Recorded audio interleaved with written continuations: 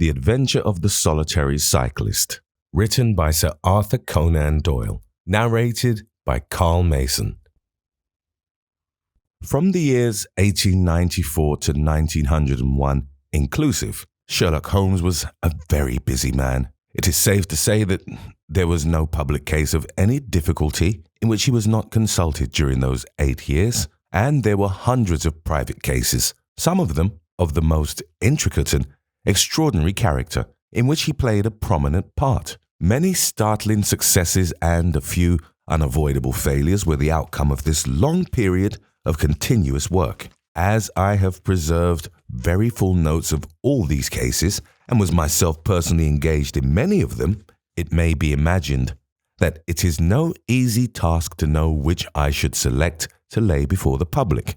I shall, however, preserve my former rule and give the preference to those cases which derive their interest not so much from the brutality of the crime as from the ingenuity and dramatic quality of the solution. For this reason, I will now lay before the reader the facts connected with Miss Violet Smith, the solitary cyclist of Charlington, and the curious sequel of our investigation, which culminated in unexpected tragedy. It is true that the circumstance did not admit of any striking illustration of those powers for which my friend was famous, but there were some points about the case which made it stand out in those long records of crime from which I gathered the material for these little narratives. On referring to my notebook for the year 1895, I find that it was upon Saturday, the 23rd of April, that we first heard of Miss Violet Smith. Her visit was, I remember, extremely unwelcome to Holmes, for he was immersed at the moment in a very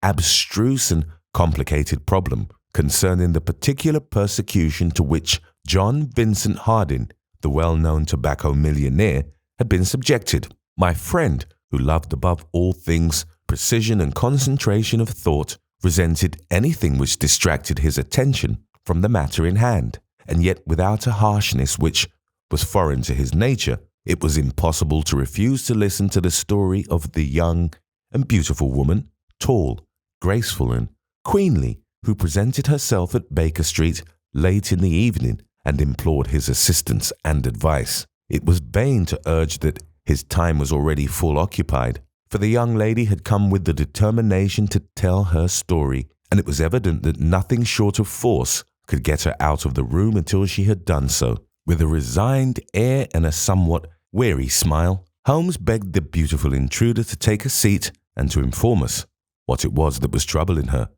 "At least it cannot be your health," said he, as his keen eyes darted over her. "So ardent a bicyclist must be full of energy." She glanced down in surprise at her own feet, and I observed the slight roughening of the side of the sole caused by the friction of the edge of the pedal. "Yes, I bicycle a good deal, Mr. Holmes, and that has something to do with my visit to you today." My friend took the lady's ungloved hand and examined it with as close an attention and as little sentiment as a scientist would show to a specimen. "You will excuse me, I am sure. It is my business," said he, as he dropped it. "I nearly fell into the error of supposing that you were typewriting. Of course, it is obvious that it is music. You observe the spatulate finger ends, Watson, which is common to both professions. There is a spirituality about the face, however." She gently turned it towards the light, which the typewriter does not generate. "This lady is a musician." "Yes, Mr. Holmes, I teach music. In the country, I presume, from your complexion." "Yes, sir, near Farnham, on the borders of Surrey." "A beautiful neighborhood, and full of the most interesting associations. You remember, Watson, that it was near there that we took Archie Stamford, the forger. Now, Miss Violet, what has happened to you near Farnham, on the borders of Surrey?"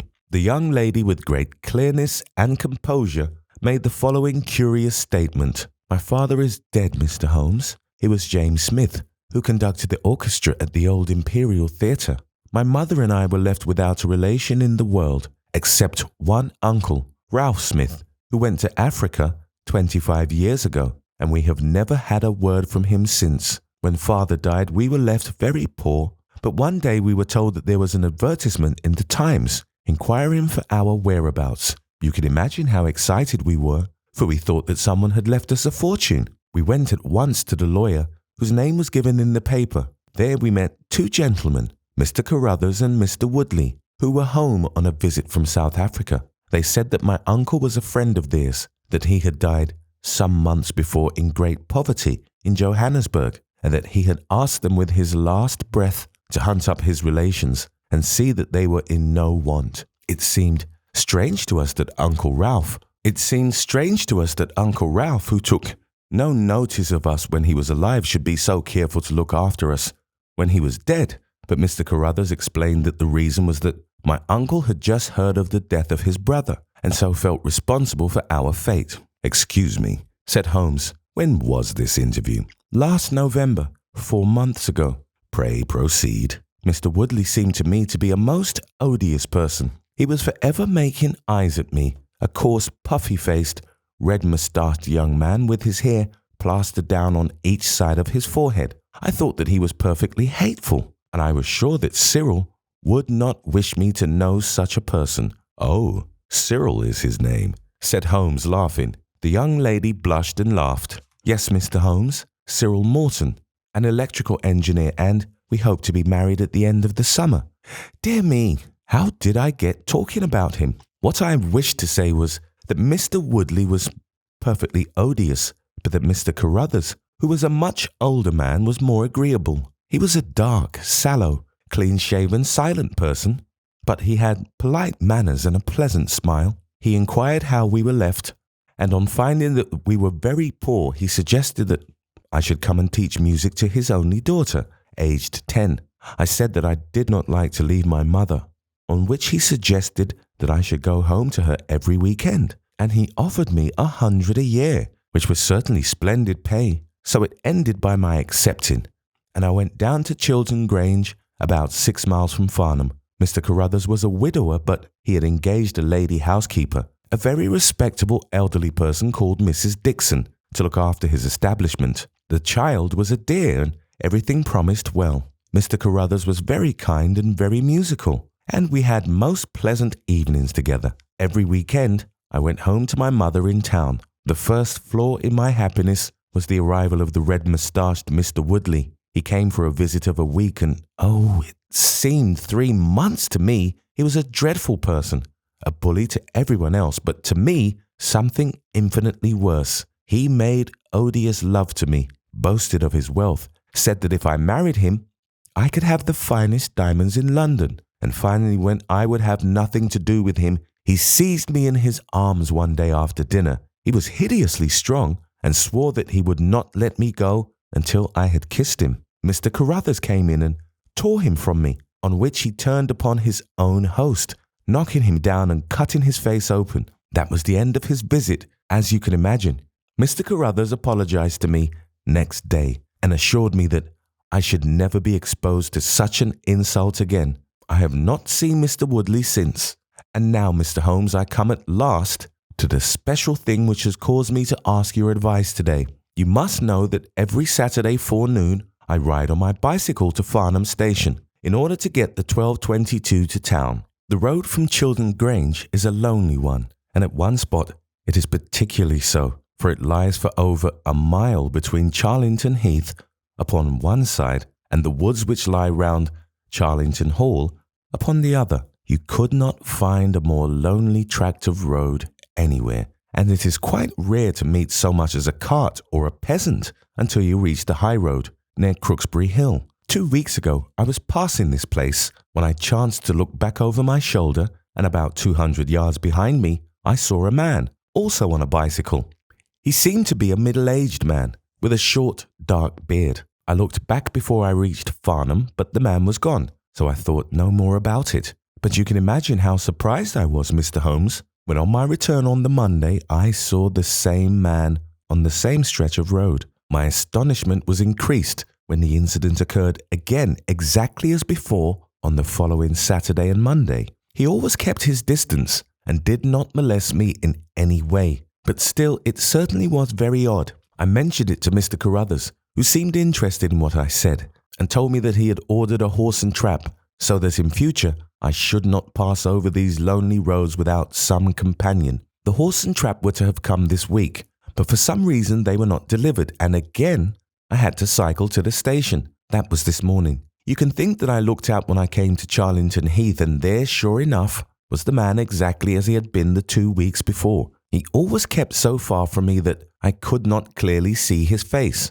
but it was certainly someone whom I did not know. He was dressed in a dark suit with a cloth cap. The only thing about his face that I could clearly see was his dark beard. Today I was not alarmed, but I was filled with curiosity, and I determined to find out who he was and what he wanted. I slowed down my machine, but he slowed down his. Then I stopped altogether, but he stopped also. Then I laid a trap for him. There was a sharp turning of the road, and I pedalled very quickly round this, and then I stopped and waited.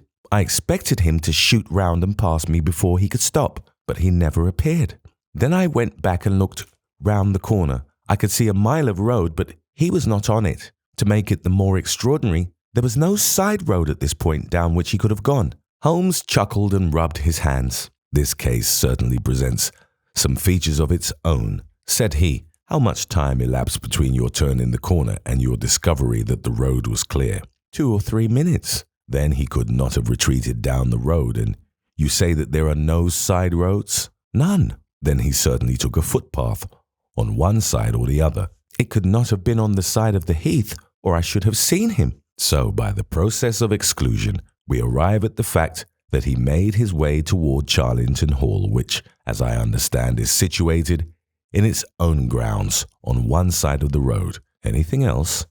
"Nothing, Mr. Holmes, save that I was so perplexed that I felt I should not be happy until I had seen you and had your advice." Holmes sat in silence for some little time. "Where is the gentleman to whom you are engaged?" he asked at last. "He is in the Midland Electrical Company at Coventry." "He would not pay you a surprise visit?" "Oh, Mr. Holmes, as if I should not know him." "Have you had any other admirers?"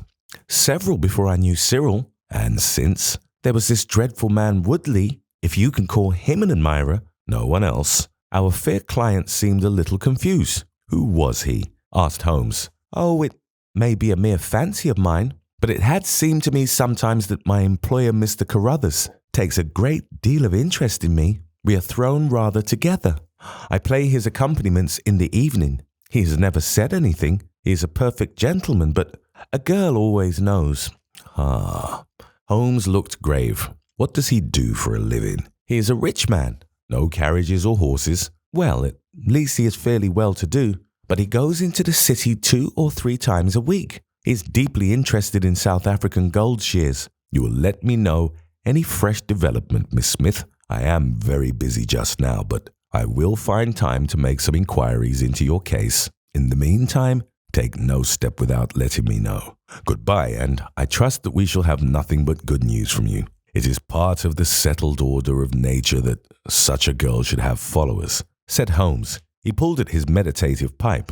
"But for choice, not on bicycles in lonely country roads. Some secretive lover beyond all doubt. But there are curious and suggestive details about the case, Watson." "That he should appear only at that point?" "Exactly. Our first effort must be to find who are the tenants of Charlington Hall. Then again, how about the connection between Carruthers and Woodley, since they appear to be men of such different type? How came they both to be so keen upon looking up Ralph Smith's relations? One more point. What sort of a menage is it which pays double the market price for a governess, but does not keep a horse, although 6 miles from the station? Odd, Watson, very odd." "You will go down?" "No, my dear fellow, you will go down. This may be some trifling intrigue, and I cannot break my other important research for the sake of it. On Monday, you will arrive early at Farnham. You will conceal yourself near Charlington Heath. You will observe these facts for yourself and act as your own judgment advises. Then, having inquired as to the occupants of the hall, you will come back to me and report. And now, Watson, not another word of the matter until we have a few solid stepping stones on which we may hope to get across to our solution." We had ascertained from the lady that she went down upon the Monday by the train which leaves Waterloo at 9:50. So I started early and caught the 9:13. At Farnham station, I had no difficulty in being directed to Charlington Heath. It was impossible to mistake the scene of the young lady's adventure, for the road runs between the open heath on one side and an old yew hedge upon the other, surrounding a park which is studded with magnificent trees. There was a main gateway of lichen-studded stone, each side pillar surmounted by mouldering heraldic emblems. But besides this central carriage drive, I observed several points where there were gaps in the hedge and paths leading through them. The house was invisible from the road, but the surroundings all spoke of gloom and decay. The heath was covered with golden patches of flowering gorse, gleaming magnificently in the light of the bright spring sunshine. Behind one of these clumps, I took up my position so as to command both the gateway of the hall and a long stretch of the road upon either side. It had been deserted when I left it, but now I saw a cyclist riding down it from the opposite direction to that in which I had come. He was clad in a dark suit, and I saw that he had a black beard. On reaching the end of the Charlington grounds, he sprang up from his machine and led it through a gap in the hedge, disappearing from my view. A quarter of an hour passed, and then a second cyclist appeared. This time, it was the young lady coming from the station. I saw her look about her as she came to the Charlington hedge. An instant later, the man emerged from his hiding place, sprang upon his cycle, and followed her. In all the broad landscape, those were the only moving figures. The graceful girl sitting very straight upon her machine, and the man behind her, bending low over his handlebar with a curiously furtive suggestion in every movement. She looked back at him and slowed her pace. He slowed also. She stopped. He at once stopped too, keeping 200 yards behind her. Her next movement was as unexpected as it was spirited. She suddenly whisked her wheels round and dashed straight at him. He was as quick as she, however, and darted off in desperate flight. Presently, she came back up the road again, her head haughtily in the air, not deigning to take any further notice of her silent attendant. He had turned also, and still kept his distance until the curve of the road hid them from my sight. I remained in my hiding place, and it was well that I did so, for presently the man reappeared, cycling slowly back. He turned in at the hall gates and dismounted from his machine. For some minutes, I could see him standing among the trees. His hands were raised, and he seemed to be settling his necktie. Then he mounted his cycle and rode away from me down the drive towards the hall. I ran across the heath and peered through the trees. Far away, I could catch glimpses of the old grey building with its bristling Tudor chimneys, but the drive ran through a dense shrubbery, and I saw no more of my man. However, it seemed to me that I had done a fairly good morning's work, and I walked back in high spirits to Farnham. The local house agent could tell me nothing about Charlington Hall, and referred me to a well-known firm in Pall Mall. There I halted on my way home, and met with courtesy from the representative. No, I could not have Charlington Hall for the summer. I was just too late. It had been let about a month ago. Mr. Williamson was the name of the tenant. He was a respectable, elderly gentleman. The polite agent was afraid he could say no more, as the affairs of his clients were not matters which he could discuss. Mr. Sherlock Holmes listened with attention to the long report which I was able to present to him that evening, but it did not elicit that word of curt praise which I had hoped for and should have valued. On the contrary, his austere face was even more severe than usual as he commented upon the things that I had done and the things I had not. Your hiding place, my dear Watson, was very faulty. You should have been behind the hedge. Then you would have had a close view of this interesting person. As it is, you were some hundreds of yards away and can tell me even less than Miss Smith. She thinks she does not know the man. I am convinced she does. Why otherwise should he be so desperately anxious that she should not get so near him as to see his features? You describe him as bending over the handlebar. Concealment again, you see. You really have done remarkably badly. He returns to the house and you want to find out who he is. You come to a London house agent. What should I have done? I cried with some heat. Gone to the nearest public house. That is the centre of country gossip. They would have told you every name from the master to the scullery maid. Williamson? It conveys nothing to my mind. If he is an elderly man, he is not this active cyclist who sprints away from that young lady's athletic pursuit. What have we gained by your expedition? The knowledge that the girl's story is true? I never doubted it. that there is a connection between the cyclist and the hall. I never doubted that either. That the hall is tenanted by Williamson. Who's the better for that? Well, well, my dear sir, don't look so depressed. We can do little more until next Saturday, and in the meantime, I may make 1 or 2 inquiries myself. Next morning we had a note from Miss Smith, recounting shortly and accurately the very incidents which I had seen. But the pith of the letter lay in the postscript. I am sure that you will respect my confidence, Mr. Holmes, when I tell you that my place here has become difficult, owing to the fact that my employer has proposed marriage to me. I am convinced that his feelings are most deep and most honourable. At the same time, my promise is of course given. He took my refusal very seriously, but also very gently. You can understand, however, that the situation is a little strained. Our young friend seems to be getting into deep waters, said Holmes, thoughtfully, as he finished the letter. The case certainly presents more features of interest and more possibility of development than I had originally thought. I should be none the worse for a quiet, peaceful day in the country, and I am inclined to run down this afternoon and test 1 or 2 theories which I have formed. Holmes's quiet day in the country had a singular termination, for he arrived at Baker Street late in the evening with a cut lip and a discoloured lump upon his forehead, besides a general air of dissipation which would have made his own person the fitting object of a Scotland Yard investigation. He was immensely tickled by his own adventures and laughed heartily as he recounted them. I get so little active exercise that it is always a treat, said he. You are aware that I have some proficiency in the good old British sport of boxing. Occasionally, it is of service. Today, for example, I should have come to very ignominious grief without it. I begged him to tell me what had occurred.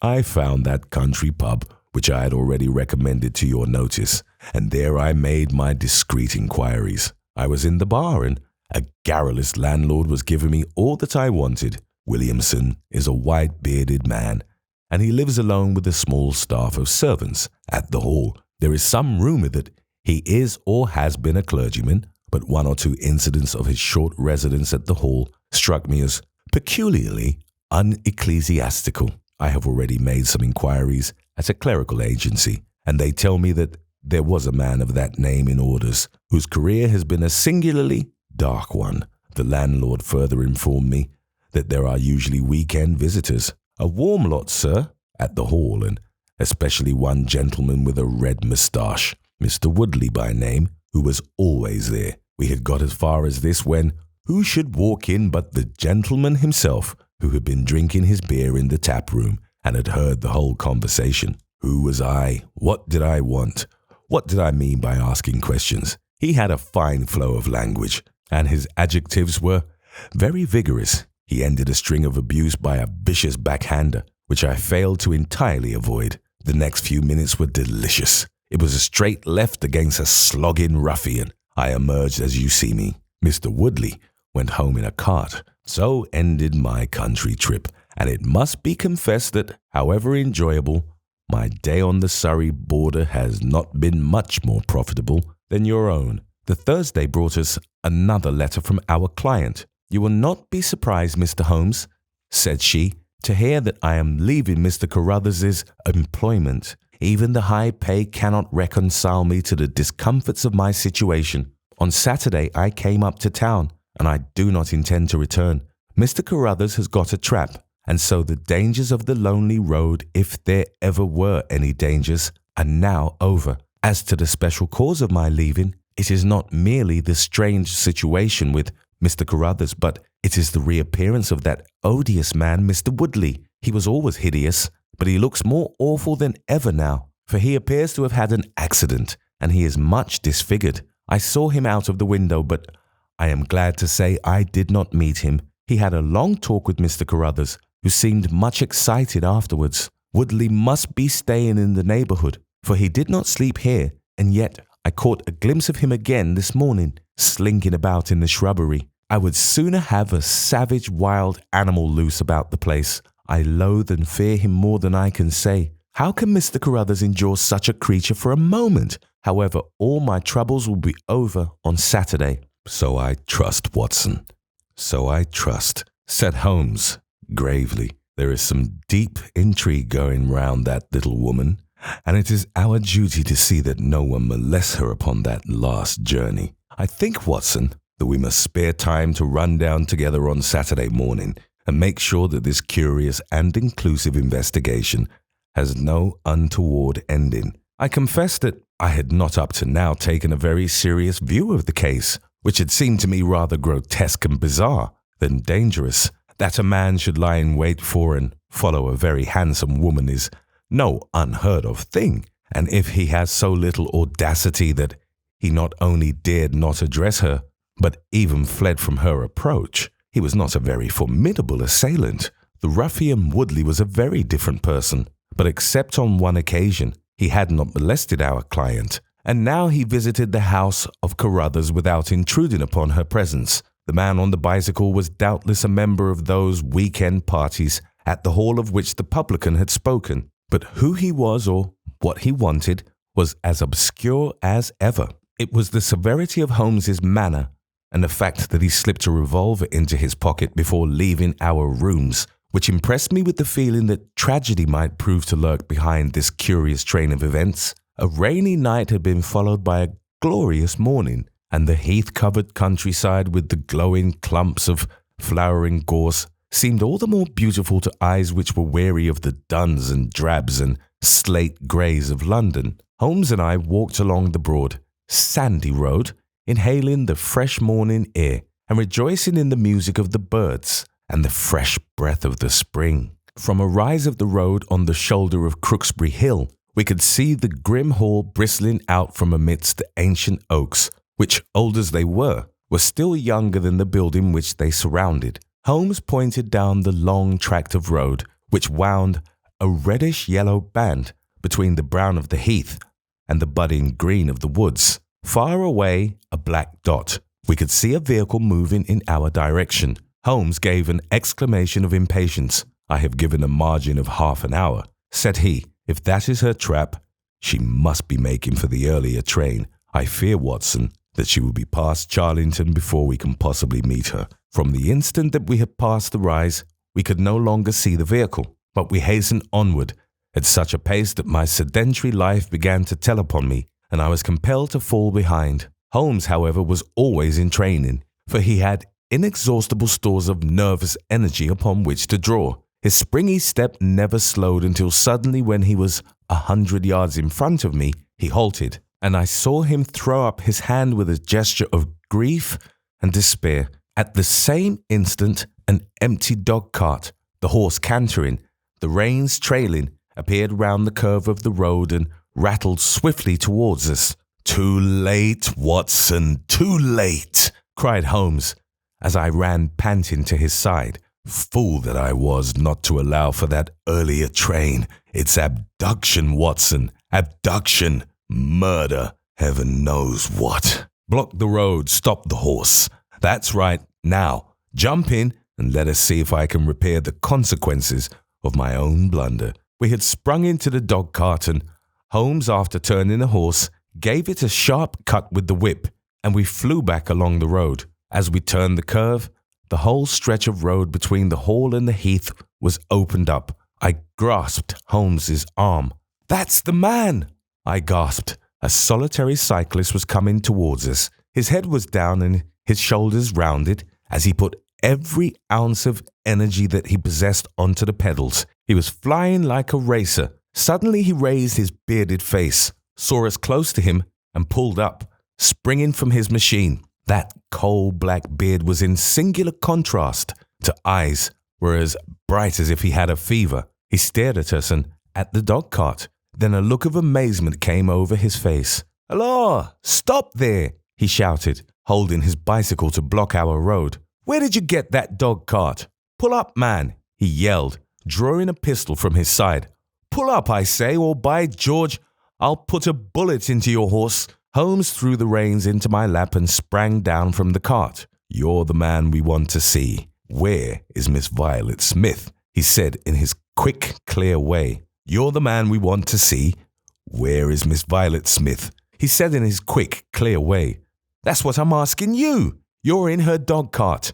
You ought to know where she is. We met the dog cart on the road. There was no one in it. We drove back to help the young lady. Good Lord, good Lord! What shall I do? Cried the stranger in an ecstasy of despair. They've got her, that hellhound Woodley and the blackguard parson.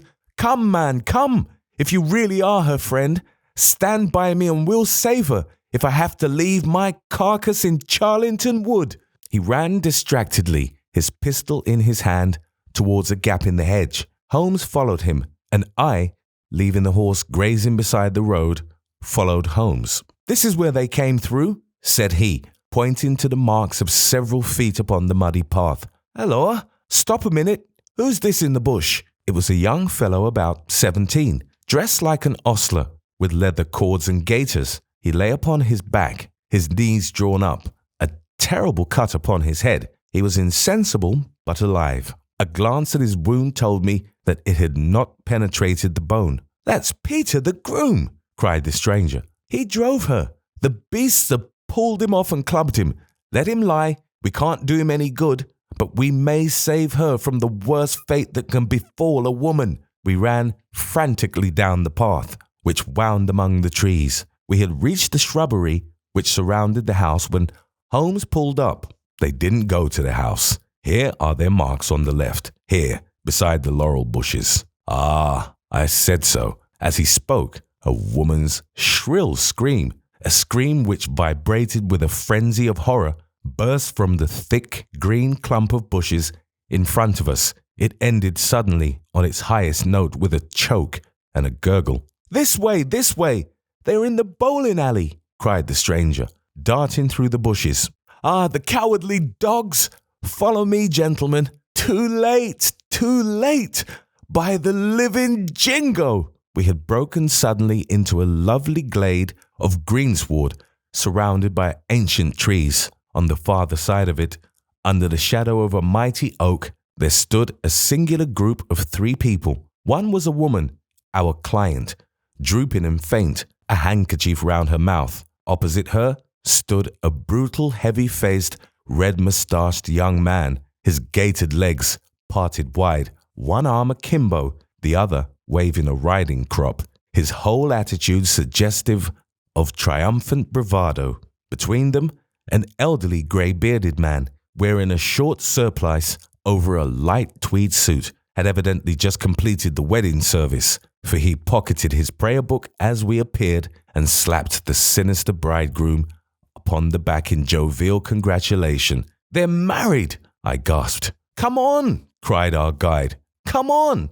He rushed across the glade, Holmes and I at his heels. As we approached, the lady staggered against the trunk of the tree for support. Williamson, the ex-clergyman, bowed to us with mock politeness, and the bully Woodley advanced with a shout of brutal and exultant laughter. You can take your beard off, Bob, said he. I know you right enough. Well, you and your pals have just come in time for me to be able to introduce you to Mrs. Woodley. Our guide's answer was a singular one. He snatched off the dark beard which had disguised him and threw it on the ground, disclosing a long, sallow, clean-shaven face below it. Then he raised his revolver and covered the young ruffian who was advancing upon him, with his dangerous riding crop swinging in his hand. Yes, said our ally, I am Bob Carruthers, and I'll see this woman righted if I have to swing for it. I told you what I'd do if you molested her, and by the Lord, I'll be as good as my word. You're too late, she's my wife. No, she's your widow. His revolver cracked, and I saw the blood spurt from the front of Woodley's waistcoat. He spun round with a scream and fell upon his back, his hideous red face turning suddenly to a dreadful, mottled pallor. The old man, still clad in his surplice, burst into such a string of foul oaths as I have never heard, and pulled out a revolver of his own, but before he could raise it, he was looking down the barrel of Holmes's weapon. Enough of this, said my friend coldly. Drop that pistol. Watson, pick it up. Hold it to his head. Thank you. You, Carruthers, give me that revolver. We'll have no more violence. Come, hand it over. Who are you, then? My name is Sherlock Holmes. Good Lord! You have heard of me, I see. I will represent the official police until their arrival. Here, you, he shouted to a frightened groom who had appeared at the edge of the glade. Come here. Take this note as hard as you can ride to Farnham. He scribbled a few words upon a leaf from his notebook. Give it to the superintendent at the police station. Until he comes, I must detain you all under my personal custody. The strong, masterful personality of Holmes dominated the tragic scene, and all were equally puppets in his hands. Williamson and Carruthers found themselves carrying the wounded Woodley into the house, and I gave my arm to the frightened girl. The injured man was laid on his bed, and at Holmes's request, I examined him. I carried my report to where he sat in the old tapestry-hung dining room with his 2 prisoners before him. He will live, said I. What? Cried Carruthers, springing out of his chair. I'll go upstairs and finish him first. Do you tell me that that angel is to be tied to roaring Jack Woodley for life? You need not concern yourself about that, said Holmes. There are 2 very good reasons why she should under no circumstances be his wife. In the first place, we are very safe in questioning Mr. Williamson's right to solemnize a marriage. I've been ordained, cried the old rascal, and also unfrocked. Once a clergyman, always a clergyman. I think not. How about the license? We had a license for the marriage. I have it here in my pocket. Then you got it by trick. But in any case, a forced marriage is no marriage. But it is a very serious felony, as you will discover before you have finished. You'll have time to think the point out during the next 10 years or so, unless I am mistaken. As to you, Carruthers, you would have done better to keep your pistol in your pocket. I begin to think so, Mr. Holmes, but when I thought of all the precaution I had taken to shield this girl, for I loved her, Mr. Holmes, and it is the only time that ever I knew what love was, it fairly drove me mad to think that she was in the power of the greatest brute and bully in South Africa, a man whose name is a holy terror from Kimberley to Johannesburg. Why, Mr. Holmes, you'll hardly believe it, but ever since that girl has been in my employment, I never once let her go past this house, where I knew the rascals were lurking, without following her on my bicycle, just to see that she came to no harm. I kept my distance from her, and I wore a beard, so that she should not recognize me,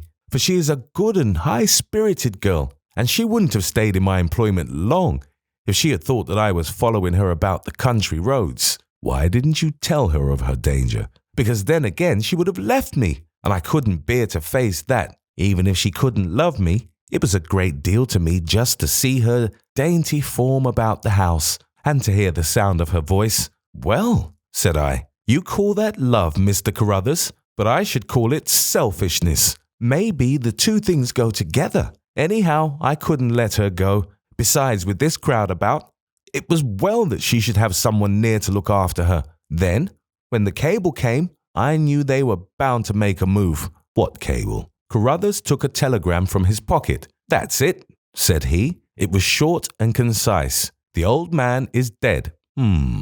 Said Holmes. I think I see how things worked, and I can understand how this message would, as you say, bring them to a head. But while you wait, you might tell me what you can. The old reprobate with the surplice burst into a volley of bad language. By heaven, said he, if you squeal on us, Bob Carruthers, I'll serve you as you served Jack Woodley. You can bleat about the girl to your heart's content, for that's your own affair. But if you round on your pals to this plain-clothes copper, it'll be the worst day's work that ever you did. Your reverence need not be excited, said Holmes, lighting a cigarette. The case is clear enough against you, and all I ask is a few details for my private curiosity. However, if there's any difficulty in your telling me, I'll do the talking, and then you'll see how far you have a chance of holding back your secrets. In the first place, 3 of you came from South Africa on this game. You, Williamson, you, Carruthers and Woodley. Lie number 1, said the old man.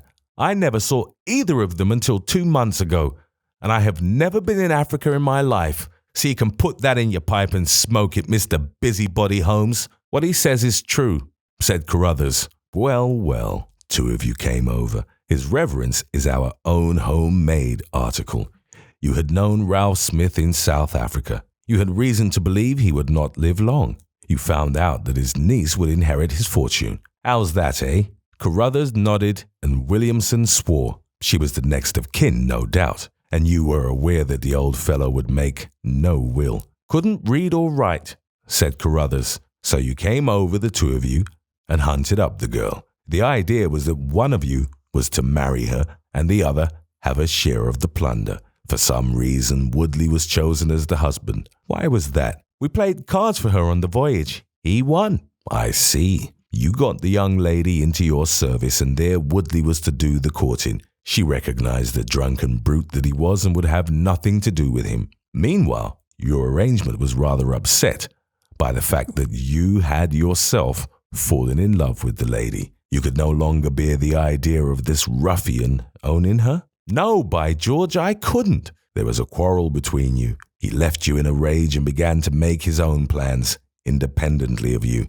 It strikes me, Williamson, there isn't very much that we can tell this gentleman, cried Carruthers with a bitter laugh. Yes, we quarrelled and he knocked me down. I am level with him on that anyhow. Then I lost sight of him. That was when he picked up with this outcast padre here. I found that they had set up housekeeping together at this place on the line that she had to pass for the station. I kept my eye on her after that, for I knew there was some devilry in the wind. I saw them from time to time, for I was anxious to know what they were after. 2 days ago, Woodley came up to my house with this cable, which showed that Ralph Smith was dead. He asked me if I would stand by the bargain. I said I would not. He asked me if I would marry the girl myself and give him a share. I said I would willingly do so, but that she would not have me. He said, let us get her married first, and after a week or two, she may see things a bit different. I said I would have nothing to do with violence. So he went off cursing like the foul-mouthed blackguard that he was, and swearing that he would have her yet. She was leaving me this weekend, and I had got a trap to take her to the station, but I was so uneasy in my mind that I followed her on my bicycle. She had got a start, however, and before I could catch her, the mischief was done. The first thing I knew about it was when I saw you two gentlemen driving back in her dog-cart. Holmes rose and tossed the end of his cigarette into the grate. I have been very obtuse, Watson, said he, when in your report you said that you had seen the cyclist, as you thought, arrange his necktie in the shrubbery. That alone should have told me all. However, we may congratulate ourselves upon a curious and in some respects, a unique case. I perceive 3 of the county constabulary in the drive, and I am glad to see that the little ostler is able to keep pace with them.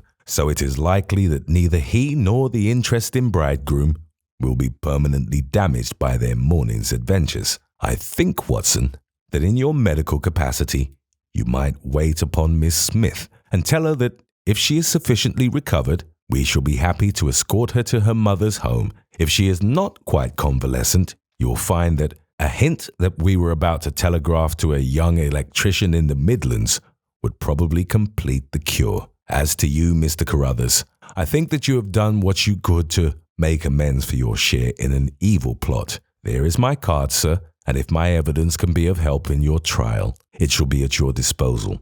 In the whirl of our incessant activity, it has often been difficult for me, as the reader has probably observed, to round off my narratives and to give those final details which the curious might expect. Each case has been the prelude to another, and the crisis once over, the actors have passed forever out of our busy lives. I find, however, a short note at the end of my manuscript dealing with this case, in which I have put it upon record that Miss Violet Smith did indeed inherit a large fortune, and that she is now the wife of Cyril Morton, the senior partner of Morton and Kennedy, the famous Westminster electricians. Williamson and Woodley were both tried for abduction and assault, the former getting 7 years, the latter 10. Of the fate of Carruthers, I have no record, but I am sure that his assault was not viewed very gravely by the court, since Woodley had the reputation of being a most dangerous ruffian, and I think that a few months were sufficient to satisfy the demands of justice.